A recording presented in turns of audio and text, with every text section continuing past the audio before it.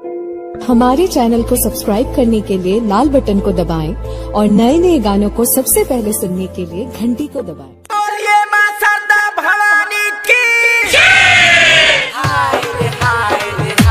सभी भक्तजनों से मेरा नर्म निवेदन है कि मूर्ति वाले गाड़ी के पीछे चले, क्योंकि इस भाषा में मार होने का ज्यादा संभावना है। प्रेम से बोलिए मां शारदा भवानी की। मूर्ति जब उठे लागल,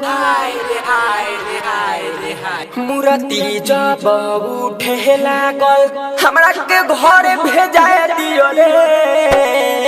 का कही सखी हमारी यारबा, भाषाने में मार चटकाए दियो रे। भाषाने में मार चटकाए दियो रे। भाषाने में मार चटकाए दियो रे। मूर्ति जब उठे लागल, मूर्ति जब उठे लागल, हमरा के घर भेजाए दियो रे। का कही सखी हमारी यारबा। आप सुन रहे हैं टाइगर सुजीत। भाषाने में मार चटकाए दियो रे। भाषाने में मार चटकाए दियो रे। भाषाने में मार चटकाए दियो रे।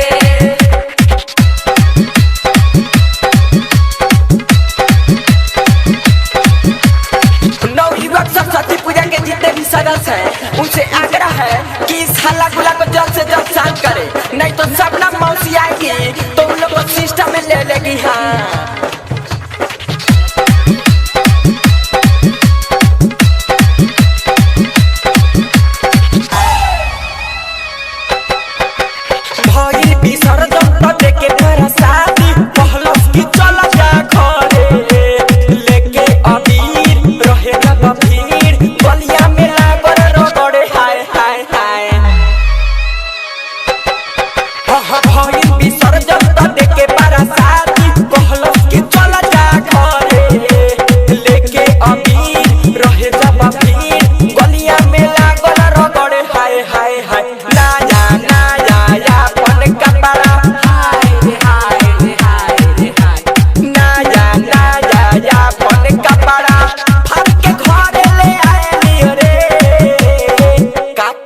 सखी हमारी यारबा, भाषाने में मार चटकाए दियो रे।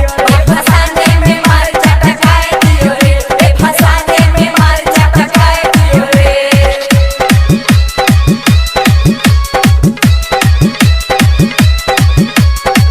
सरस्वती माता की जय। सरस्वती माता की जय।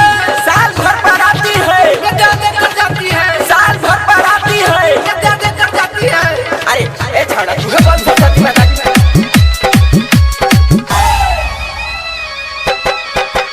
रोहे समिति सरमे सवरिया, संगो में बिरजस बिहारी।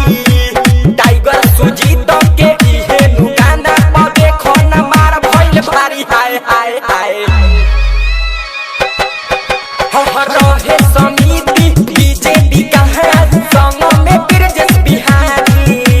सुजीत मुकेश के इहे दुकाना पर देखो न मार भइल भारी। हाय हाय हाय। राजा भैया से लफड़ा भइल, आही रे दादा, आही रे दादा।